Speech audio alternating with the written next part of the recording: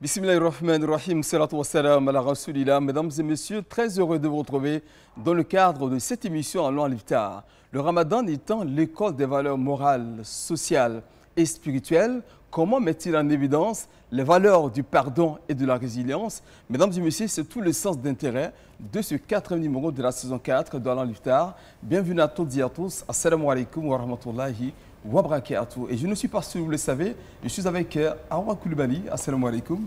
Wa alaikum salam wa rahmatullahi wa barakatuh. Hakim, assalamu alaikum wa rahmatullahi wa barakatuh. À tous nos téléspectateurs, nous rappelons que vous suivez l'émission Allons à l'Iftar sur le numéro 193 du bouquet Canal et le numéro 793 du bouquet Star Time. Hakim, aujourd'hui, vous l'avez dit, nous sommes sur ce plateau pour parler de Ramadan, école du pardon et de la résilience. Et nous avons un très grand imam, non pas des moindres, pour pouvoir débattre sur ce sujet.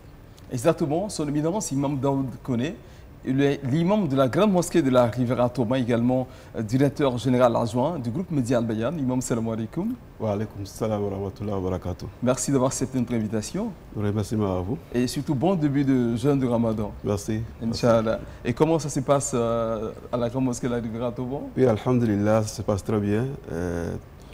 Toutes les structures, ça veut dire le comité de gestion et sa composante, sont à peu d'œuvre pour réussir ce Ramadan à travers la rupture collective qui est bien organisée.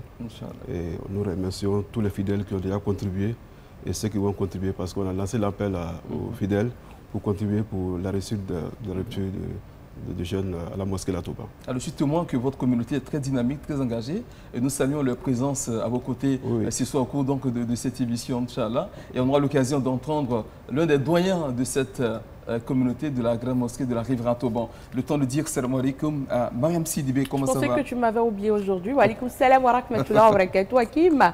Et salam alaikum aux téléspectateurs, tout simplement. Comment oublier la reine des échos, Awa Koulibaly? C'est pas possible ça. C'est-on jamais? La reine d'Agbéré.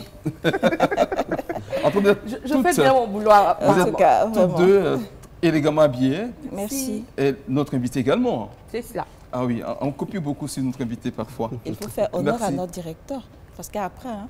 Oui, exactement. En tout cas, merci. Alors, Awa Koulibaly, on l'a donc dit, on parlera bien sûr du Ramadan, de l'école du pardon et de la résilience. Alors, c'est le thème qui va donc meubler ce quatrième numéro d'Allons à l'Iftar. En tout cas, merci de rester branchés. Nous allons tout de suite, Inch'Allah, avant d'aborder cette thématique, passer à une autre étape d'abord. Oui, l'étape du saveur avec Natou Fofana. On part pour le jingle.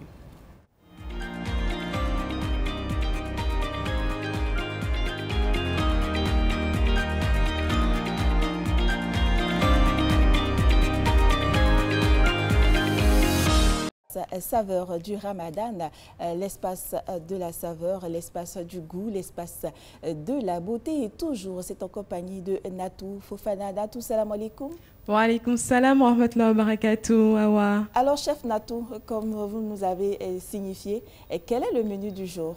Alors, aujourd'hui, je peux vous garantir que vous allez vous régaler à la rupture. C'est un menu, on va dire, gastronomique, facile à réaliser. Vous pouvez le faire chez vous à la maison en même temps que nous. Et je laisse le soin à Chef Bafa de nous donner le nom de cette recette. Salam alaikum wa rahmatullahi wa barakatuh, Chef Bafa. Alors, qu'est-ce qu'on mange aujourd'hui? Aujourd'hui, nous avons carré d'agneau au menu. Le carré d'agneau des légumes. Accompagné de légumes. Oui. Alors, quelle est la particularité de ce plat, Chef Bafa? L'agneau, vous savez que l'agneau, c'est une viande tendre, surtout le carré, c'est un choix des gastro. Un choix gastronomique, oui. D'accord.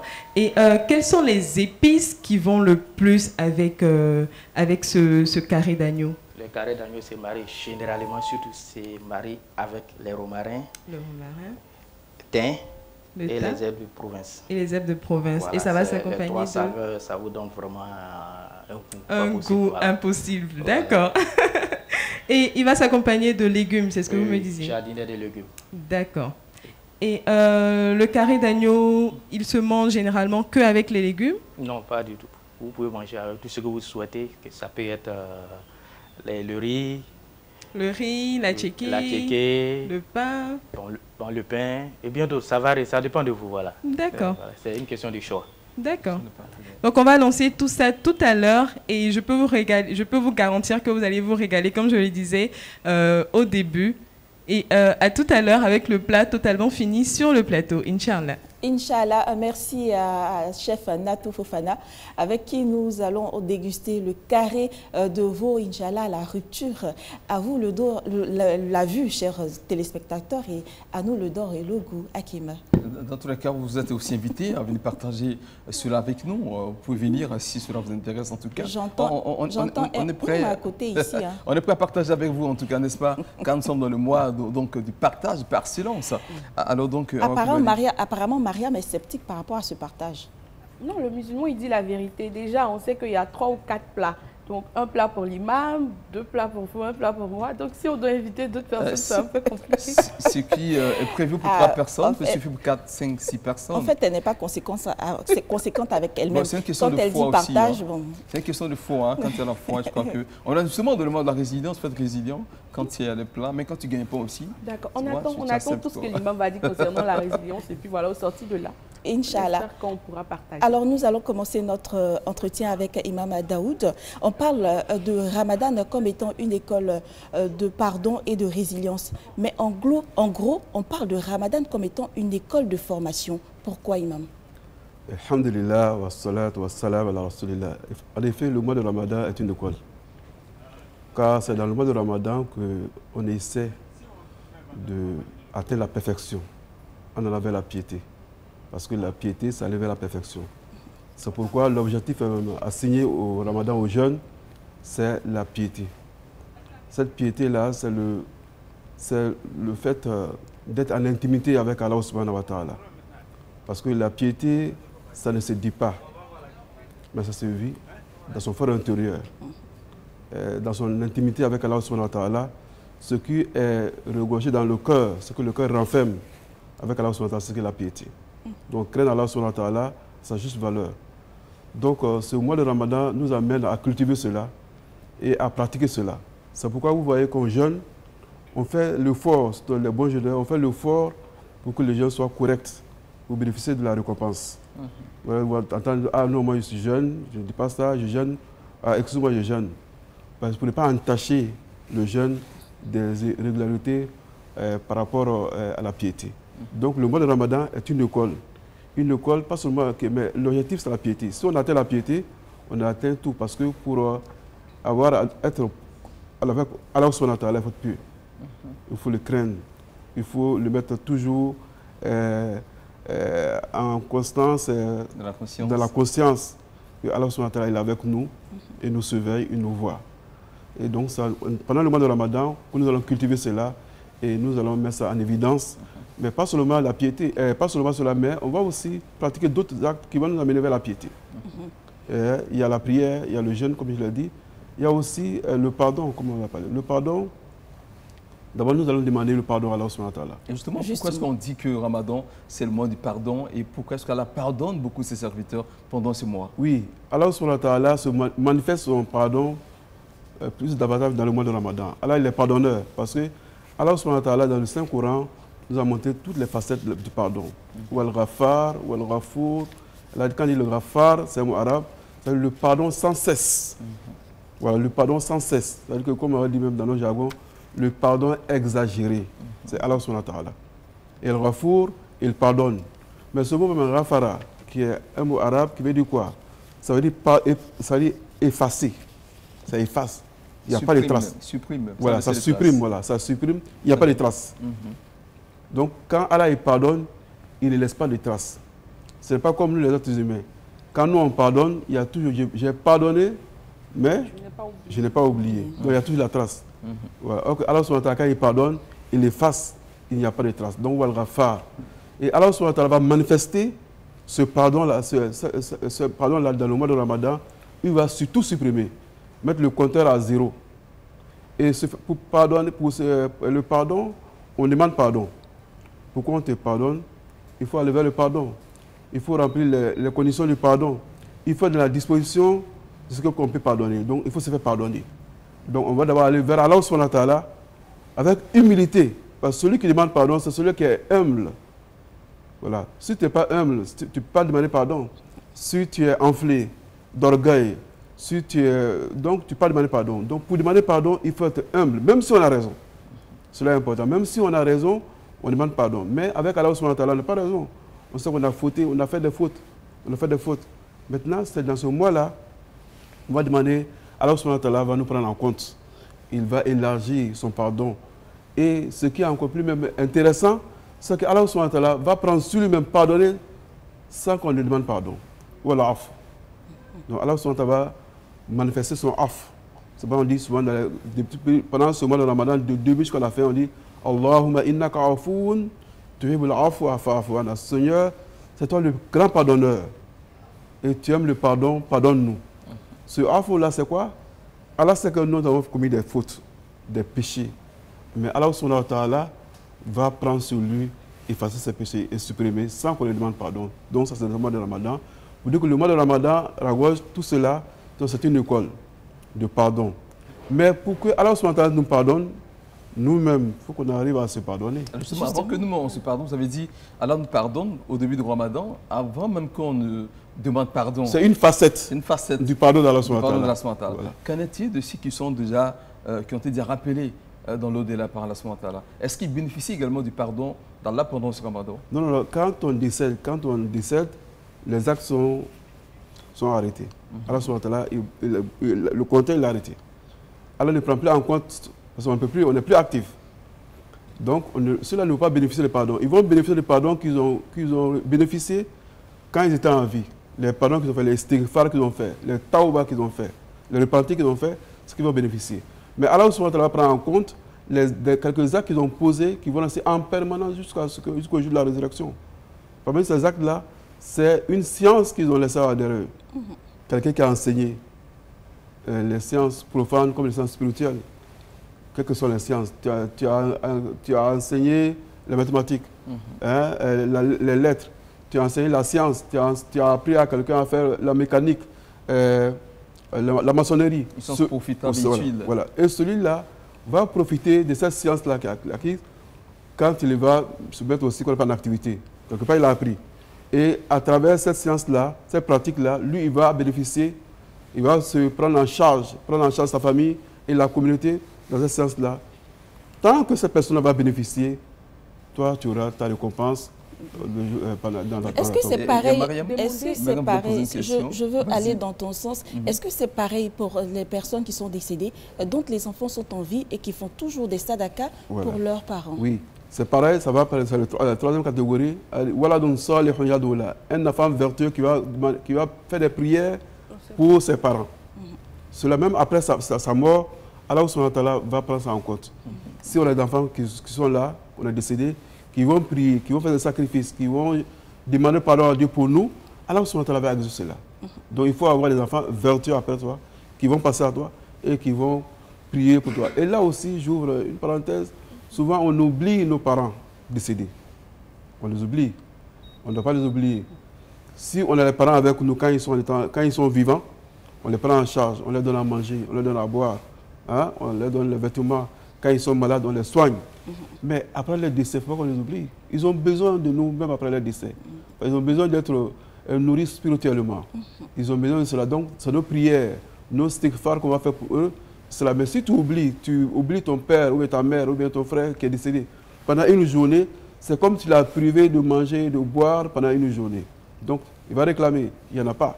Donc, pour cela, les enfants vont faire des prières pour leurs parents et Allah subhanahu wa ta'ala va exaucer parce que le président a dit qu'un enfant vertueux qui prie pour ses parents, qui prie, Allah subhanahu wa ta'ala va exaucer pour lui. Donc, dans une minute, on ira pour l'écoute du Ramadan, mais avant, Mariam, une question? Oui, je voulais demander à l'imam, est-ce que le pardon est-il synonyme de repentir? Parce que vous avez parlé du fait de pouvoir ne pas être orgueilleux quand on vient vis-à-vis d'Allah subhanahu wa ta'ala. Comment demander concrètement pardon à son Seigneur? Oui, on demande pardon, il y a plusieurs manières de demander pardon à Allah subhanahu wa ta'ala.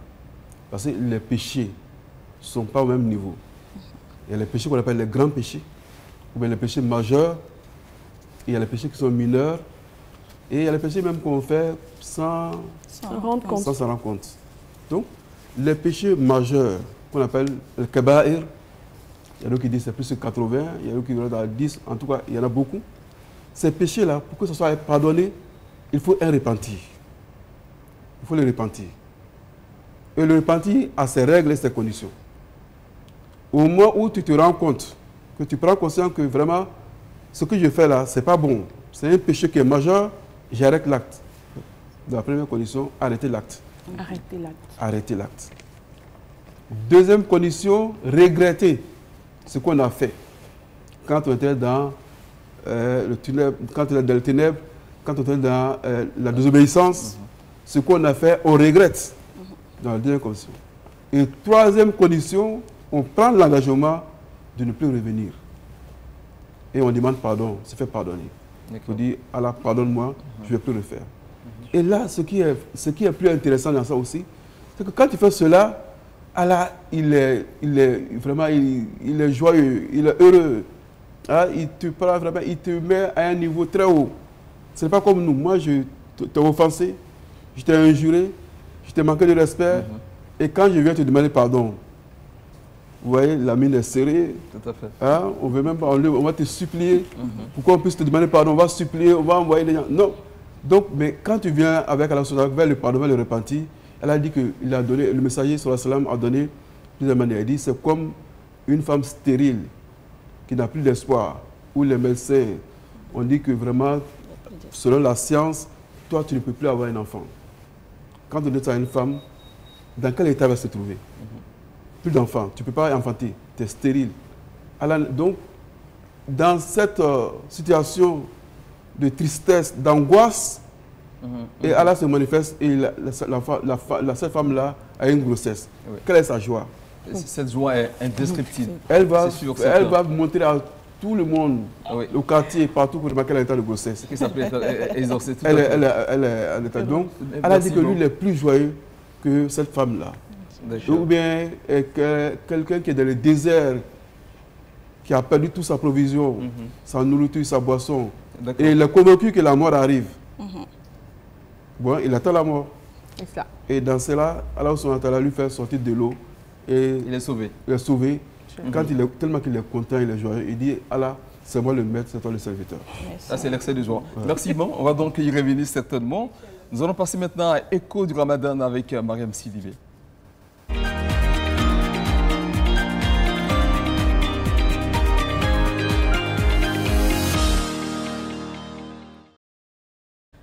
Chers téléspectateurs, vous qui avez soif d'informations, vous venez de toquer à la bonne porte. Bienvenue dans Écho du Ramadan. Dans cette période de jeûne, les mots de soutien ne cessent de pleuvoir à l'endroit de la communauté musulmane. D'abord, on commence par le célèbre club espagnol Real de Madrid qui a souhaité un bon mois de Ramadan via ses réseaux sociaux, comme vous pouvez le constater sur votre petit écran. Ensuite, les joueuses et joueurs du Paris Saint-Germain de confession musulmane ou non ont tourné un spot diffusé sur le compte Twitter du PSG dans lequel ils souhaitent un bon Ramadan à tous les musulmans du monde entier. Regardons cela. Ramadan Karim. Ramadan Karim. Ramadan Karim. Ramadan Karim. Ramadan Karim. Ramadan Karim. Ramadan Karim. Ramadan Karim. Ramadan Karim. Ramadan Karim. Ramadan Karim. Ramadan Karim. Voilà, on a pu voir des joueuses, mais également des joueurs tels que Achraf Hakimi, Ousmane Dembélé. C'est la deuxième année que le PSG envoie un message sympathique de la sorte aux musulmans à l'occasion du mois de Ramadan. Même son de cloche également pour le club anglais Arsenal qui a partagé sur son compte Twitter officiel un message souhaitant un bon Ramadan aux musulmans par l'intermédiaire du joueur allemand d'origine turque Mesut Ozil. Et puis, revenons ici, chez nous en Côte d'Ivoire, précisément à Yamoussoukro, dans la capitale politique, à rejoindre notre frère Ibrahim Touré Major, qui nous fait le point de l'actualité de ce côté du pays.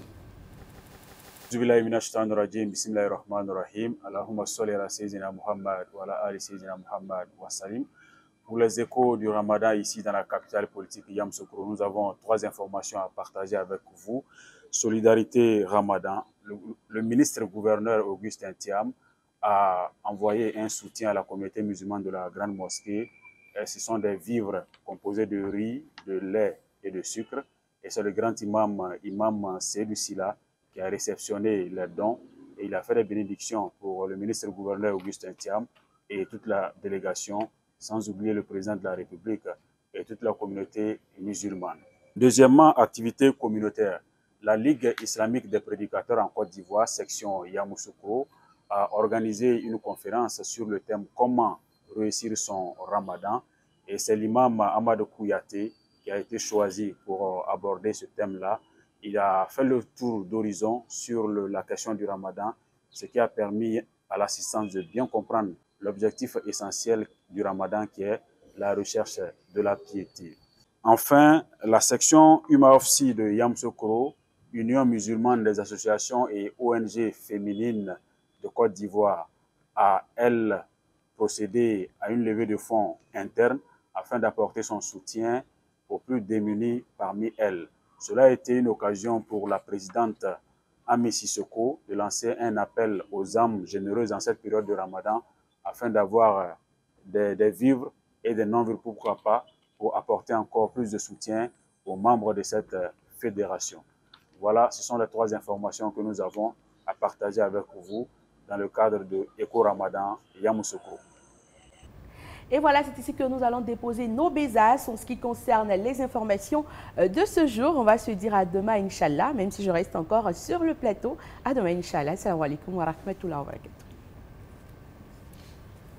Merci donc Mariam Sidibé pour ces échos. Merci également à notre correspondant à Yamoussoukro, Major Touré, pour toutes ces informations. Alors on va poursuivre avec notre invité, l'imam Daoud Koné, qui est donc les grands imams de la Grande Mosquée de la Riviera Toban, avec une parlant du Ramadan, l'école du pardon et de la résilience. Awa Koubali.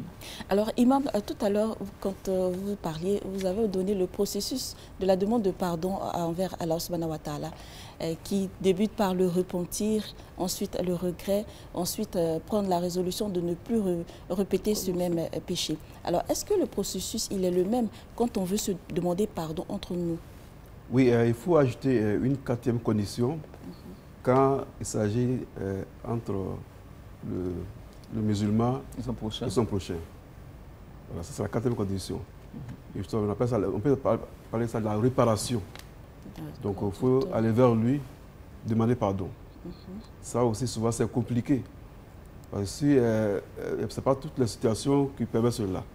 Donc Allah, il pardonne ce qui est entre nous et lui. Allah, il pardonne cela. Mais ce qui est entre nous, il faut qu'on se pardonne. Si on ne se pardonne pas, Allah ne va pas. Parce que qu'est-ce qui se passe? Le péché, c'est quoi? C'est quand on pose un acte que Allah subhanahu wa ta'ala a interdit. Cet acte est interdit, mais quand on regarde dans la profondeur, c'est quand on pose l'acte interdit, c'est faire du tort à son prochain. Donc Allah subhanahu wa ta'ala ne veut pas qu'on soit injuste. Il n'y a pas d'injustice. Quand je manque de respect à quelqu'un, je lui fais du tort. Quand je fais la calomnie par rapport à quelqu'un, c'est une injustice. Sa dignité. Oui. Ou bien même la médisance. Je bafoue sa dignité. Je lui colle des étiquettes qui ne sont pas vraies. Même si c'est vrai par rapport à la médisance. Et le messager nous dit sur salam que la médisance, c'est dire à propos de son frère ce qui est vrai qu'il a fait, qu'il ne veut pas entendre. Il n'aimerait pas faire dévoiler. Ouais. Il ne faut pas qu'on dévoile. Mais si toi, tu te mets à travers toutes les causeries à dévoiler ce secret-là qu'il ne veut pas entendre, même si c'est vrai, c'est la médisance. Alors, sur la médisance, vous avez donc dit la condition que Dieu ne pardonne qu'on pardonne son prochain. Mais est-ce qu'entre nous-mêmes, est-ce que c'est tout on peut ou est-ce que c'est tout on doit pardonner? On doit tout pardonner. On doit tout pardonner. C'est pas facile, hein, imam. Si on ne pardonne pas tout, pourquoi vous voulez que Allah nous pardonne tout? C'est ça. Il faut qu'on arrive à tout pardonner. Et puis souvent, quand on regarde même, qu'est-ce qui se passe? Parce que souvent, c'est l'orgueil qui nous empêche de pardonner. Il a touché à ma dignité. Il a touché à mon honneur. L'honneur. Donc, pour cela, je ne vais pas pardonner. Et cela, on le voit à la maison souvent, dans le couple. On le voit entre les frères et sœurs. On le voit entre les collègues, entre les camarades. Ça, souvent, je ne pardonne pas. Et toi, tu vas demander pardon à Dieu. Comment Dieu? Est-ce que tu n'as pas touché à l'honneur d'Allah subhanahu wa ta'ala? Allah, il t'a créé et il t'a dit ne fais pas ça. Et tu dis que tu dois le faire. Et tu le fais. Et tu demandes Dieu de te pardonner. Il dit oui, je te pardonne. Mais toi, la petite créature, il faut qu'on arrive à se pardonner. Mais souvent aussi, celui qui nous a causé du tort, ça dépend de la façon dont il nous demande pardon. Parfois, il ne le fait pas avec sincérité. On s'est dit qu'il n'a pas suffisamment demandé pardon. Moi-même, j'allais proposer qu'on prend sur nous-mêmes de pardonner sans qu'il nous demande pardon. Oui, mais c'est la meilleure façon. D'accord. Parce que c'est quoi? D'abord, si on ne pardonne pas, il y a un côté qui pèse sur nous. Tant que tu vas voir cette personne, toi-même, tu n'es pas à l'aise. C'est la rancœur qu'on garde. C'est la rancœur. Ça pèse sur toi. Tu es triste ou bien tu es fâché. Hein? Tu es stressé. Sa présence te dérange. Donc, pour enlever ça, tu lui pardonnes. Et puis, tu es dégagé, l'esprit est dégagé. Est-ce que ce n'est pas une façon de se protéger également? Parce qu'il m'a fait du tort. Je préfère, Abdoulhakim me fait à tout moment du tort. Je préfère ne pas lui parler pour ne plus qu'il me blesse au fait. Je préfère l'éviter pour ne plus qu'il me blesse. Donc, du coup, je me mets dans mon coin. Est-ce que ce n'est pas une façon de se protéger soi-même? Non, il faut éviter. On peut se protéger. Pour ne pas que... Prendre ses distances. Pour prendre ses distances, ça c'est possible.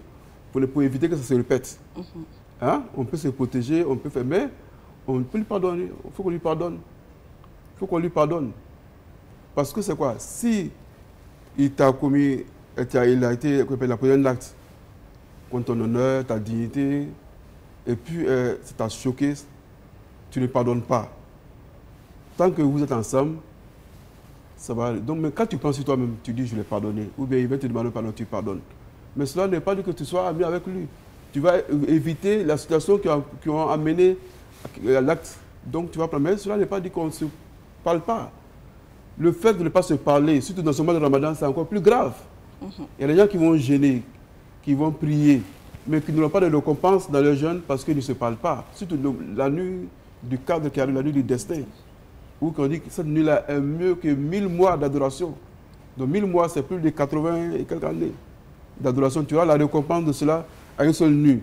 Mais il y a des musulmans qui vont gêner, qui vont prier cette nuit-là, qui vont faire des zikr, des invocations, qui vont faire des sacrifices, mais qui ne vont pas bénéficier des valeurs et des mérites de cette nuit parce qu'ils ne se parlent pas. Alors, Imam, vous avez dit, comme elle a donné son exemple, pardonner, c'est peut-être se protéger, c'est peut-être être apaisé soi-même. Mais il y a des personnes qui pardonnent que lorsqu'elles ont fini de se venger aussi. Ouais, elles estiment que ça, c'est pas le pardon. Tant que je ne me suis pas vengé, puis pas, ça, c'est pas le pardon. Ça, c'est pas le pardon. C'est pas le pardon. Mais à côté, Imam, il y a des personnes qui pardonnent, mais qui décident de ne pas être en contact avec les personnes qui elles ont accordé leur pardon, pour ne pas se souvenir justement du tort qui a été causé. Comment je donne un exemple. Ça a été au temps du messager sallallahu alayhi wa sallam. Celui qui a transpercé, tué son oncle, Hamza. El-Washi. Il s'est converti. Oui. Il est venu, il s'est converti. Or que le messager avait pris dans la résolution qu'il allait se venger contre cette personne. Mais quand elle s'est convertie, cette personne s'est convertie, elle est venue voir le messager. Le messager a accepté sa conversion. Mais il a dit que vraiment, il ne faut pas que je te vois régulièrement, il ne faut pas que je pense à cela que tu as fait. Si dans ce cadre-là, c'est possible qu'on peut éviter la personne pour ne pas... Parce que ça a impacté, ça a affecté le messager sallallahu alayhi wa sallam. Son oncle, il l'aimait, il représentait grand pour lui. Dans la bataille de Uhud, où même Hind, qui a commandité, s'est converti. Le maire de Hamza. Oui, qui a commandité, s'est converti. Donc celui-là est venu, le messager sallallahu alayhi wa sallam a dit, j'ai accepté, il a... L'autre, celui qui a été la cause du décès de sa fille Zainab, qui était en état de grossesse, et qui est venue, elle était sur un chameau, qui est venu bousculer le chameau, elle est tombée, elle a fait une maladie, qu'on appelle une crise maladie, elle est morte à la suite. Quand le messager sallallahu alayhi wa sallam est revenu, la conquête de la Mecque, quand il a réuni tous les Mecquois, et qu'il parlait, il voyait quelqu'un qui n'était pas tranquille, qui tremblait vraiment. Le messager même l'a remarqué par rapport à son état. Il a demandé qui est celui-là? Pourquoi il est comme ça? Alors que le messager dit, allez-y, je vous ai tous pardonné. C'est celui-là qui a été la cause de la mort de ta fille Zainab. Et je t'ai pardonné. Il y a le degré de pardon du messager. Il y en a beaucoup dans sa vie. Mais nous, par rapport parce qu'on t'a manqué, parce qu'il y a eu une petite discussion, ou il y a un petit comportement, tu dis je ne pardonne pas. Si tu ne pardonnes pas, il ne faut pas espérer le pardon d'Allah subhanahu wa ta'ala. Pour espérer le pardon d'Allah subhanahu wa ta'ala, il faut qu'on se pardonne.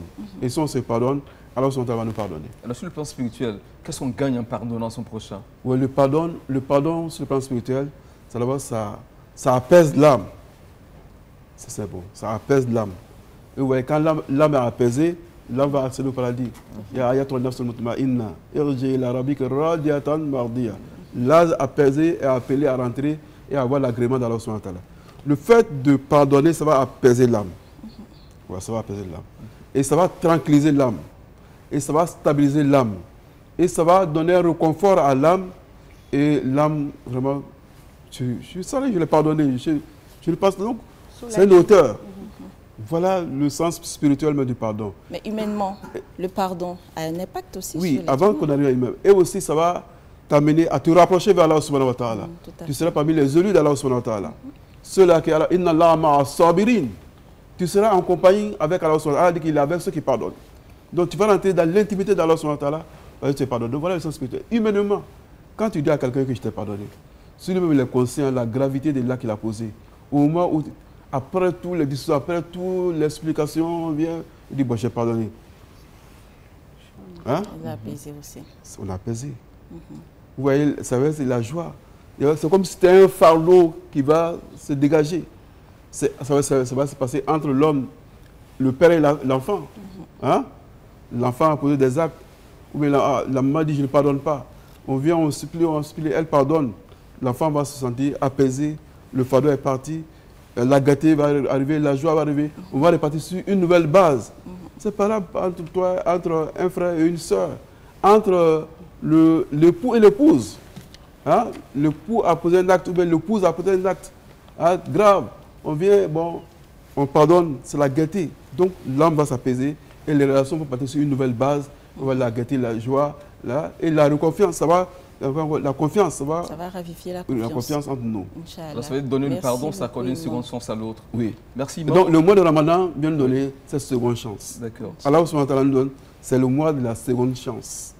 C'est le mois de la seconde chance de le dire parce qu'on n'a pas la certitude qu'on va vivre le mois de Ramadan à venir. Le mois de Ramadan 1446 de l'Égypte, personne n'a la certitude. Ni le mois de Ramadan 2025, personne n'a la certitude de lui. Donc, c'est la seconde chance qu'on donne, on se fait pardonner. Et puis, si la mort arrive, alhamdulillah. Donc, c'est l'école vraiment. Merci beaucoup, Imam. Merci beaucoup. Nous recevons Natou Fofana pour voir à quel niveau est la cuisson de nos carreaux d'agneau. C'est ça, non, Mariam? Tout à l'heure, j'ai dit carré d'agneau. Voilà. Natou, salam alaikum. Wa alaikum salam wa rahmatullahi wa barakatuh. Awa. Alors, à quel niveau est la cuisson? C'est bien ça, les carrés d'agneau. Nous sommes au début, on va dire, de la cuisson. Nous avons simplement poivré et salé les carrés d'agneau. Alors, on rappelle que les carrés d'agneau, c'est tout simplement les côtes de l'agneau. Alors, chef Bafa, oui. Est-ce que vous pouvez nous énumérer les différentes étapes de cette recette, s'il vous plaît? D'abord, vous commencez par les carrés d'agneau, comme on le dit, salé, poivré. D'accord. Mettez un tout petit peu d'huile, puisque l'agneau est déjà gras. D'accord. Et huile du Nord, de préférence. Effectivement.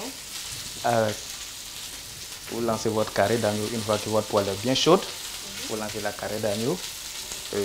3 minutes de chaque côté. 3 minutes de chaque côté. Puisque l'agneau, ça dépend de la cuisson de tout un chacun. Et si vous voulez bien cuit, vous repoussez un peu la cuisson. Si vous voulez saignant, à point ou rosé, ça dépendra de vous. J'imagine qu'en Afrique, non, voilà, on mange bien cuit, voilà, à point. À point, saignant, rosé, à point plus. D'accord. Voilà. Donc, il y a bleu aussi. Bleu, c'est vraiment pas cuit du tout, on va dire. Alors, donc 3 minutes de chaque côté, ça prend vraiment pas de temps. C'est très rapide. Oui, oui. Ensuite, on va passer à la cuisson des légumes, c'est bien ça? Oui, effectivement. Après, on va renverser les trucs dans le gras de l'agneau. D'accord. On a fait procurer les légumes, haricots verts, les carottes, les pommes de terre ainsi que les courgettes. Voilà. Faire revenir dans le beurre et le Dans bras le bras de d'agneau l'agneau. avec le beurre, sans oublier ail et persil. Ail et persil, c'est vraiment, ils ont des vertus très, très bons pour les reins. D'accord. J'ai remarqué que dans pratiquement tous nos plats depuis le début de ce ramadan, on utilise de l'ail et du persil parce que c'est riche en... Très riche. C'est bon pour le rein, c'est bon pour le foie, c'est bien ça. Effectivement. Et on en a besoin. On a besoin de beaucoup de vitamines pendant ce mois de ramadan pour rester en bonne santé. Oui. Et donc, tout est en place, comme je le disais. On va terminer la cuisson des carrés. On va s'attaquer aux légumes et on vous rejoint tout à l'heure avec le plat complètement terminé, Inch'Allah. Est-ce que tu peux ménager une question?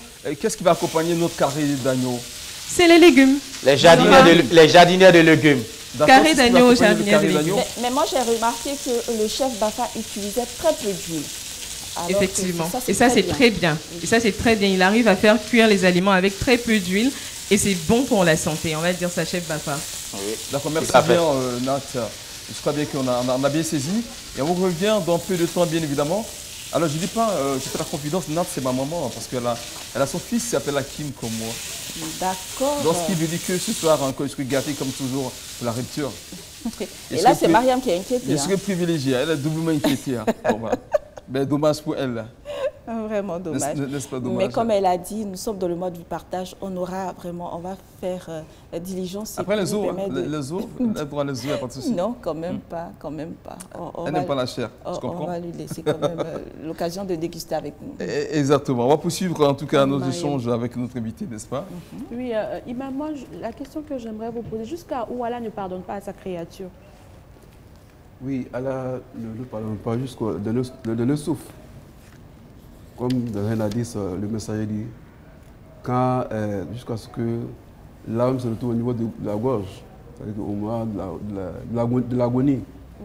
C'est à ce moment-là qu'Allah ne peut plus le pardonner. Mais est-ce qu'il y a des actes qu'on pose de façon palpable où Allah dit, là, vraiment, je ne peux pas pardonner à ma créature? Allah dit qu'il ne pardonne pas qu'on associe autre chose. Autre divinité à lui. Autre divinité à lui.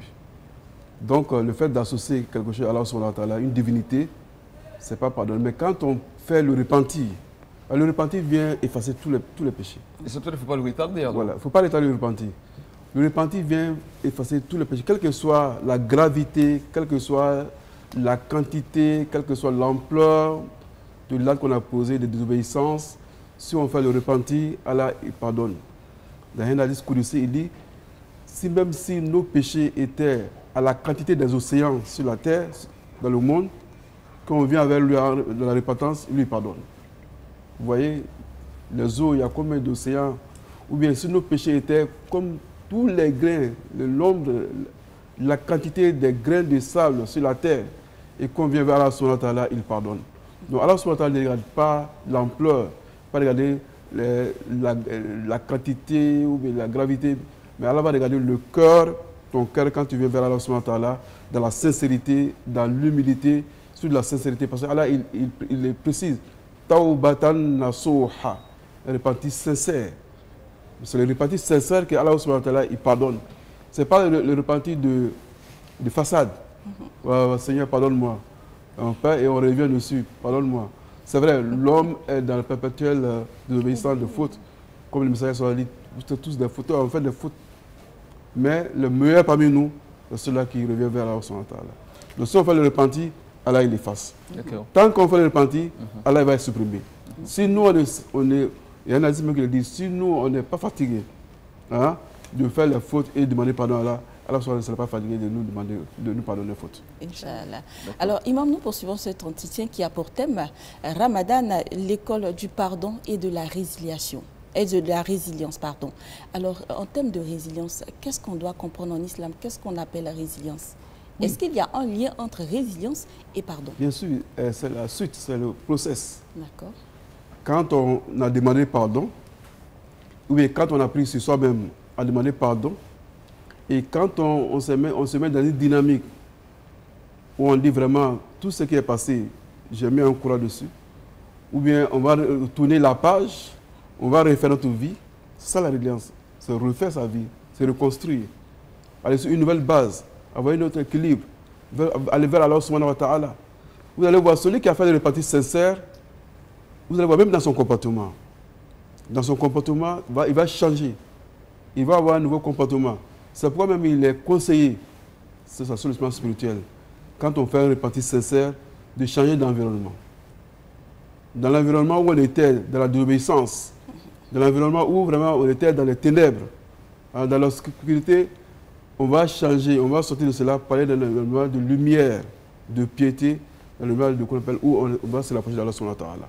Donc ça va dépendre dans notre compagnie, ça va dépendre même du quartier où nous habitons, ça va même dépendre aussi même du boulot où on fait le boulot, tout ça.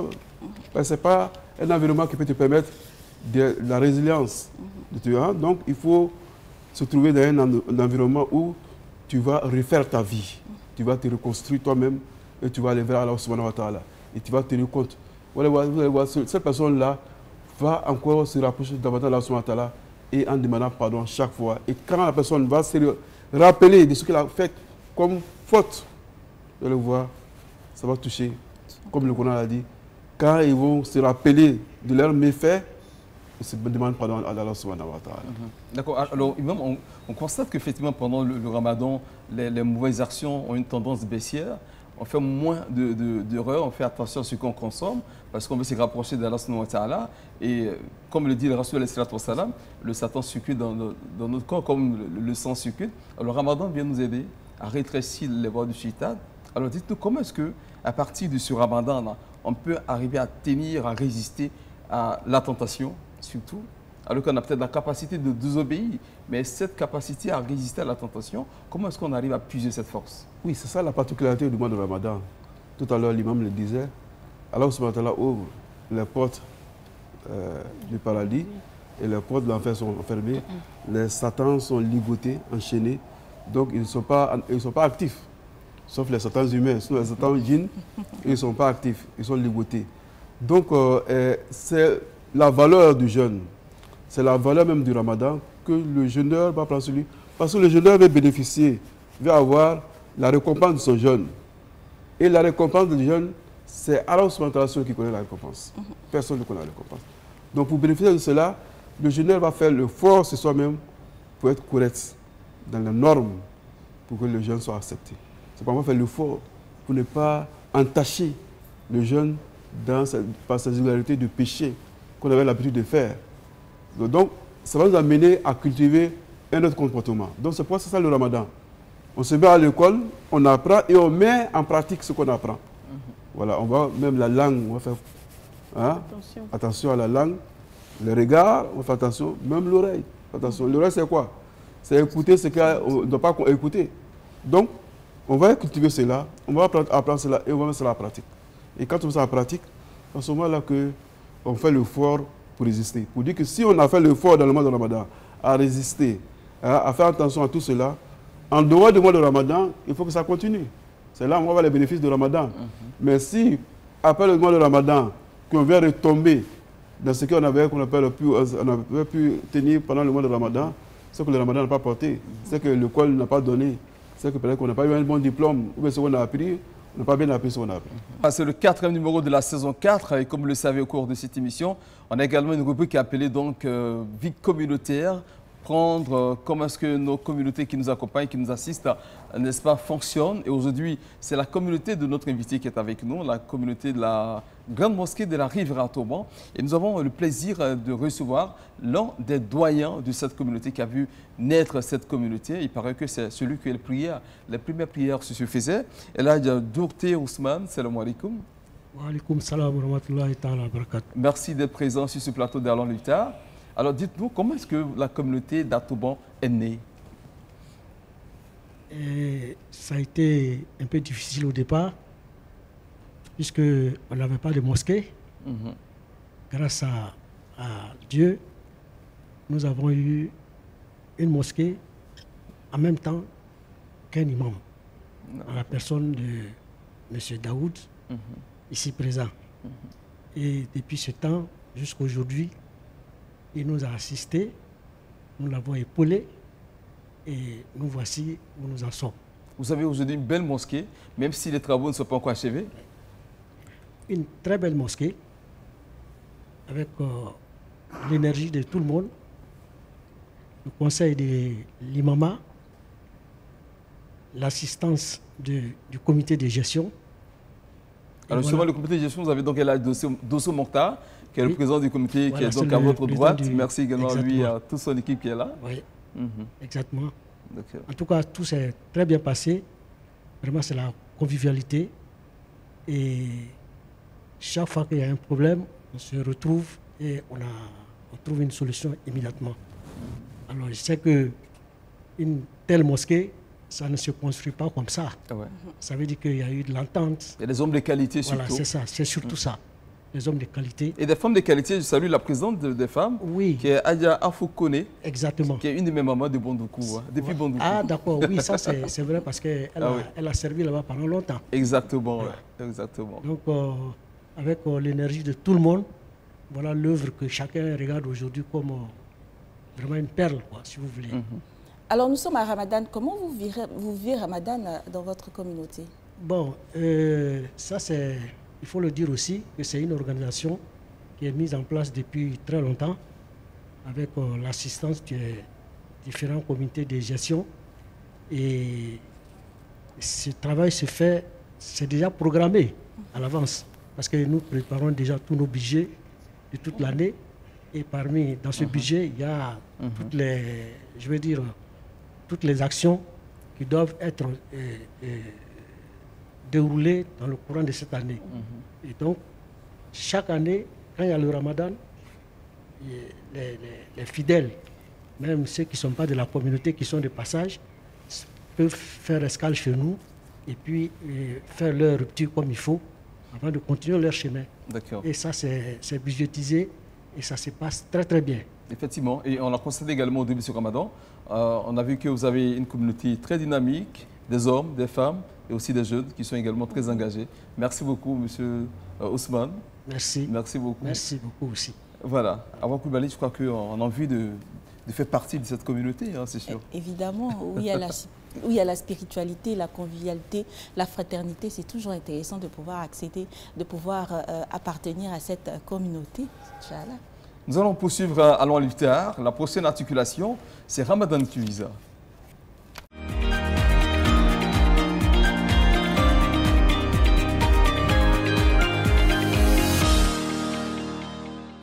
Assalamu alaikum wa rahmatullahi wa barakatuh. Bienvenue à ce numéro de Ramadan Quiz.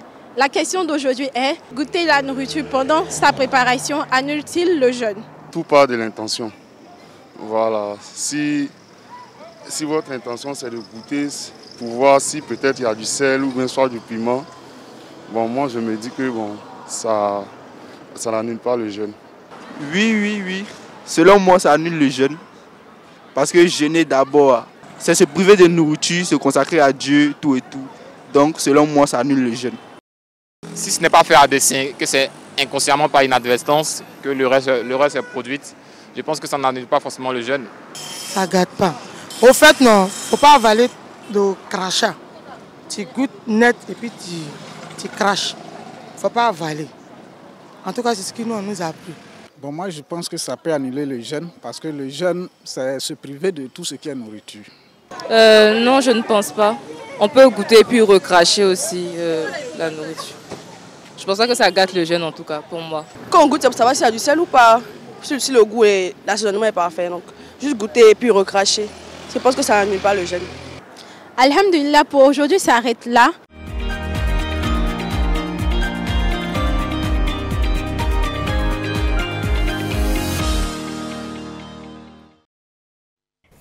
Voilà, merci. Donc, on a entendu des réponses dans cette rubrique Ramadan Quiz, mais nous voulons ici la réponse de notre invité, l'imam Daoud Koné. Est-ce que goûter la sauce pendant, quand on jeûne, est-ce que cela annule? D'abord, il faut savoir qu'est-ce qui annule le jeûne. C'est le fait de boire ou de manger qui annule le jeûne. Et avoir des rapports intimes pendant la journée de Ramadan. Mais si la nourriture ou la boisson n'arrive pas au niveau de la gorge, le jeûne n'est pas annulé. Mais le fait de goûter une nourriture, ça dépend. Si c'est une dame qui fait la cuisine, qui a besoin de connaître le goût de sa nourriture, peut appeler les enfants qui ne gênent pas, peuvent goûter. Mais s'il n'y a personne, on peut mettre sur la langue, mais ne pas avaler, comme elle a dit, pas avaler. Mais on n'a pas avalé. Mais je pense qu'une femme qui est déjà habituée à faire la cuisine, qui connaît déjà qu'on appelle le dosage, on n'a pas besoin de goûter. Ah ouais. On sait pour telle quantité de riz ou de sauce, voilà quelle quantité qu'il faut mettre. Qu'il faut. Voilà, qu'il faut. Ouais. Voilà un peu qu'on appelle faire sans recourir à goûter. Ouais, ouais. Mais il ne faut pas que ça arrive au niveau de la gorge. Tout à fait. Quelque chose ce qui arrive au niveau de la gorge, c'est ce qui va annuler le jeûne. Mais ouais, ça va, est-ce que toi tu arrives parfois de préparer sans goûter jusqu'à la fin de la cuisson? Ça m'arrive, oui. Ah, comme ça m'arrive également de goûter un peu pour voir. Sans avaler, bien sûr. Sans avaler, évidemment. Mariam, toi, tu arrives à tenir? Quand tu goûtes, tu arrives à tenir, à être résiliente quand on goûte sans avaler? C'est la même chose. C'est ça aussi la résilience. Et donc, on poursuit notre entretien avec Imam Koné Daoud. Imam, on a parlé de pardon, de résilience. Et arrivé un moment, vous nous avez dit que le pardon conduisait à la résilience. Nous sommes pendant Ramadan et nous avons envie de pouvoir préserver toutes ces vertus-là. Quelle est l'étape que nous devons? Comment faire en tout cas pour pouvoir préserver ces vertus? D'abord, il faut connaître la valeur de ce mois. C'est important. Ce mois, il vient une seule fois de l'année. L'année, il y a 12 mois.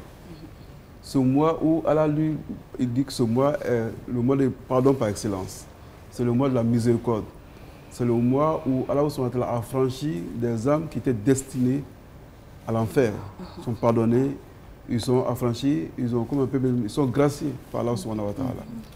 Cela n'arrive pas tous les jours. Et dire que les actes qu'on pose ont des valeurs spirituelles énormes pendant le mois de Ramadan. Donc, si on base ces bases-là, ces valeurs-là, à ce moment, on va savoir que le Ramadan, il est important. Et il faut se donner à fond pour avoir ces bénéfices, ces avantages. Et il faut dire que le Ramadan, il y a 3 parties. La première partie, la première décade, c'est le pardon, la décade, la miséricorde, ainsi de suite. Mais dans le mois de Ramadan, c'est un mois spirituel, c'est un mois même qu'Allah prend soin sur lui-même. Il y a le mois sacré en islam. Le mois de Ramadan ne fait pas partie de ce mois-là. Il y a 4 mois sacrés. Mais le mois de Ramadan, sa particularité, c'est un mois béni, un mois qui te rapproche d'Allah subhanahu wa ta'ala, un mois qui te pardonne tes fautes, tes péchés, et un mois qui va t'élever des degrés, un mois dont personne ne connaît la valeur, la quantité de la récompense par Allah subhanahu wa ta'ala. Le jeûne que nous faisons, personne ne connaît. Allah dit, personne ne connaît la récompense du jeûne sauf lui. Donc tout cela va nous amener à donner plus d'importance au mois de Ramadan. Alors tout ça nous amène à avoir les récompenses. Justement, il y a des personnes qui n'arrivent pas à avoir le moyen de subvenir à leurs besoins. Et le Ramadan devient parfois peut-être un peu compliqué, entre guillemets, encore leur situation. Comment est-ce qu'ils peuvent arriver malgré cela à jeûner et à voir la foi, à se rapprocher de Dieu, malgré qu'il y ait la difficulté du jeûne?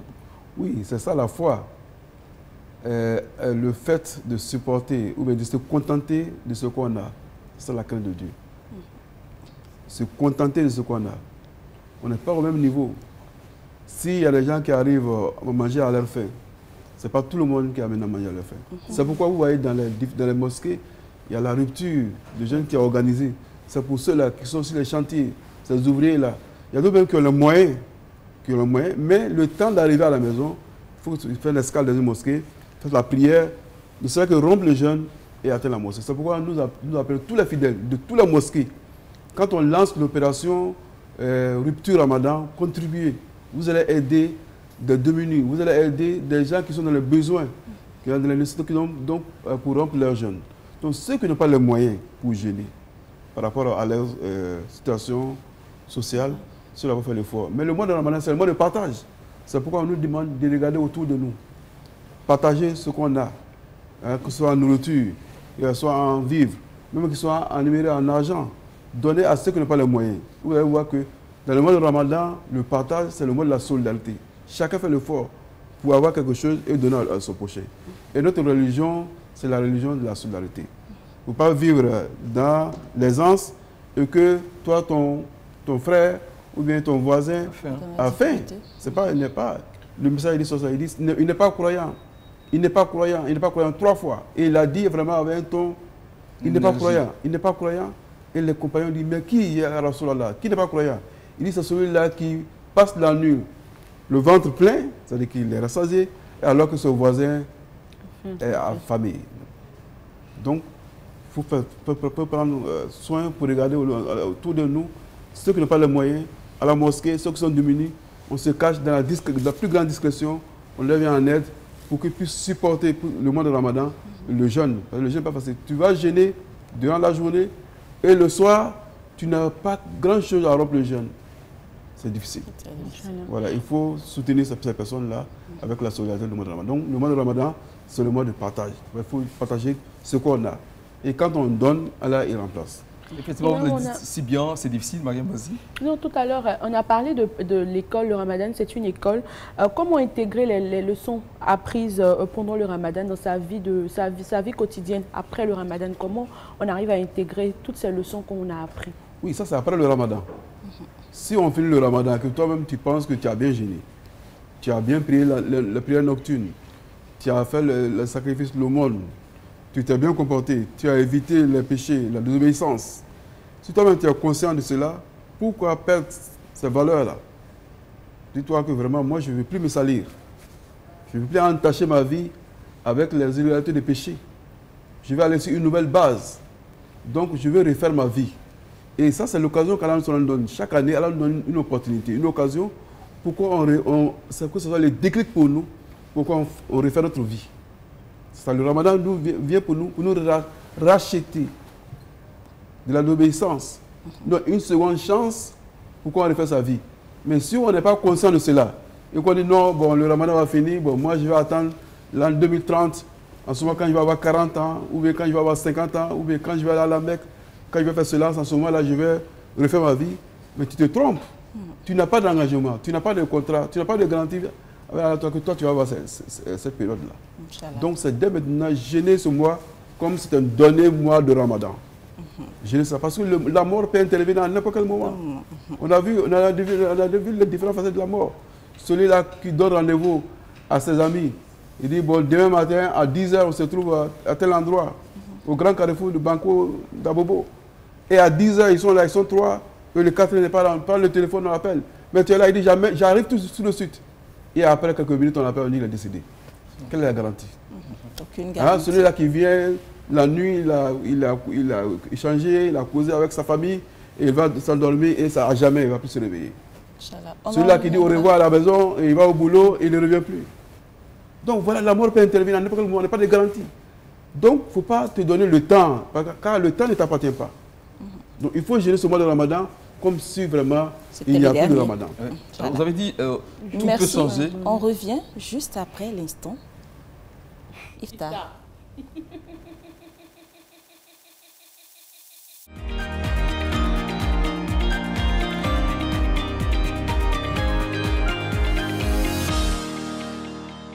Assalamu alaikum wa rahmatullahi ta'ala wa barakatuh. Au-delà de l'aspect culinaire, le iftar est un moment de partage et de bienfaisance au sein de la famille et de la communauté. Et cet acte de générosité permet de renforcer les liens au sein de notre communauté.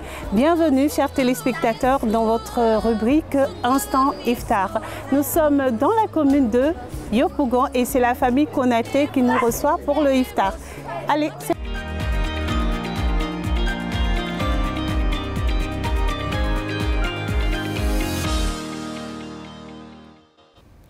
Et voilà, de retour sur l'émission Allons à l'Iftar, toujours sur la télévision Al Bayan. Nous vous rappelons que vous nous suivez sur le numéro 193 du bouquet et canal, également le numéro 793 Star Time. Et nous étions à la rubrique Instant Iftar en compagnie de Kadidiat Doumbia. On a vu que c'était la convivialité à l'heure de la rupture dans les familles. En tout cas, ça fait plaisir de voir que même les enfants participent voilà, aux jeunes et que pendant la rupture, ils sont considérés. Alors, Hakim, on revient avec l'imam pour terminer cet entretien. Tout à fait, également dans la conclusion de la thématique abordée. Mais avant, j'avais une question que je voulais poser rapidement la question.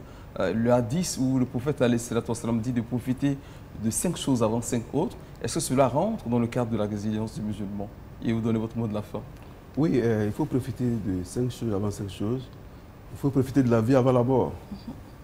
Parce que après, il y a beaucoup de regrets. Il y a beaucoup de regrets. Et le regret même vient avant la mort. Quand on est fort, quand on est jeune, on a l'ardeur, on peut faire beaucoup de choses. À partir du moment où on s'affaiblit avec la vieillesse, il y a beaucoup de choses qu'on ne peut pas faire. C'est en ce moment qu'il y a le regret. Donc profitons de la vie avant la mort.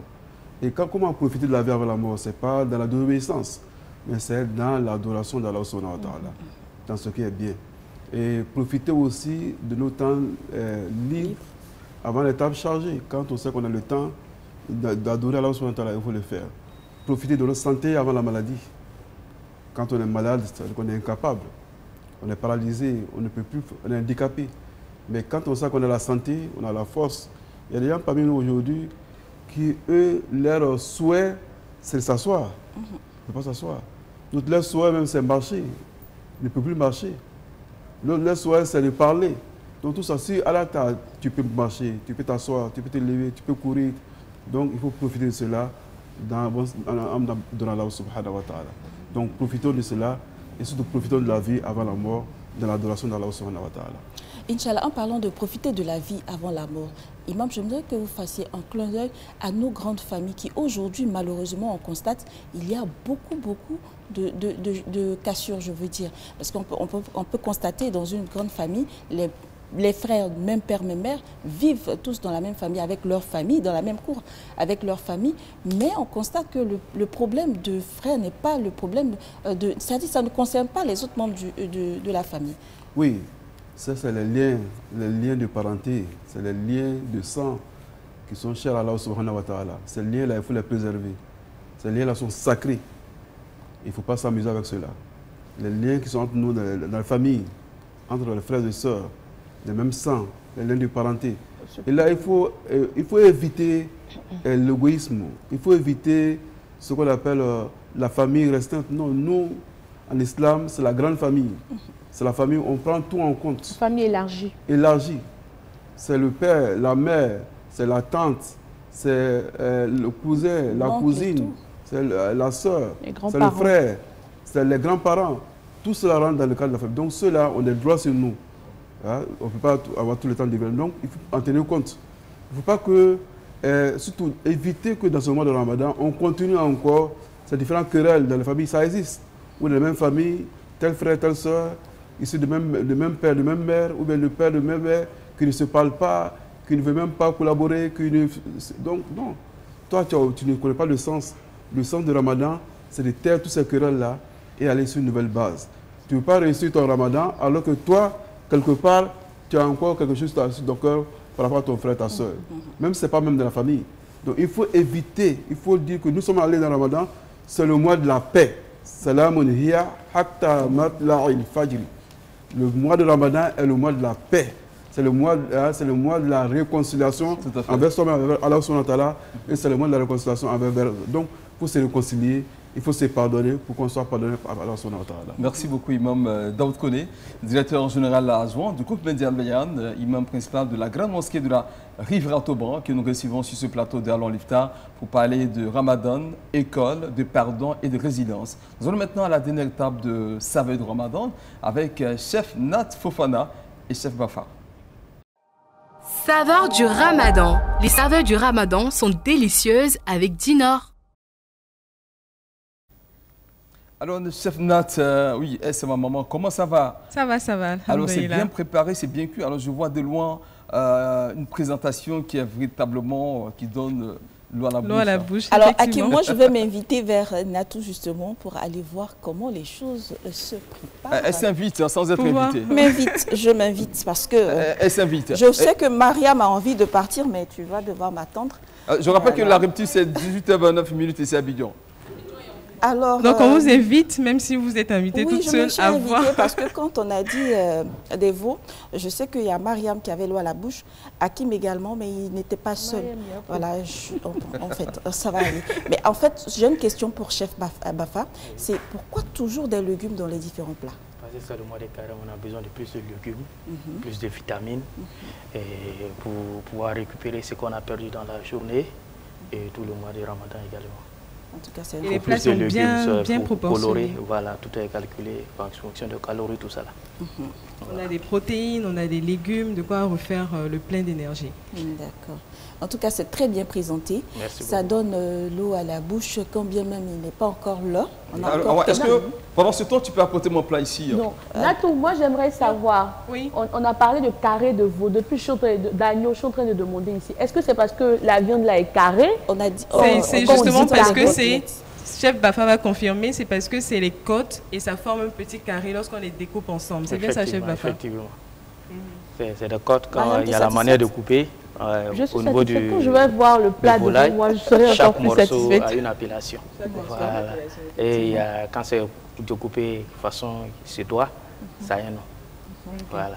Et c'est l'une des parties les plus tendres du veau, c'est ce que vous me disiez. Et également, il faut savoir qu'il y a de toutes les couleurs. Il y en a du blanc, du rouge, du vert. Une assiette bien colorée. En tout cas, c'est bien coloré. On a différents modes de cuisson, différentes méthodes de faire cuire la viande de veau, c'est bien ça? Il y a plusieurs méthodes. Ça dépend de vous. Vous pouvez faire à la poêle, vous pouvez précuire, balancer au four, vous pouvez faire directement au four.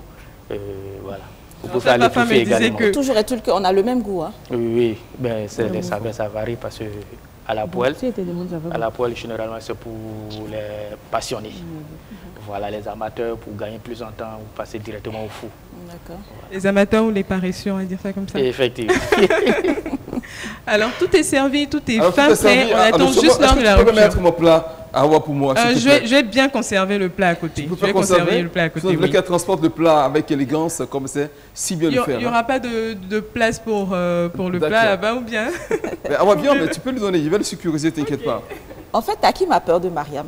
Et pourtant, Mariam ne cesse de nous répéter que nous sommes dans le mois du partage. Mais tu sais, quand l'émission finit, les téléspectateurs ne savent pas ce qui se passe après l'émission.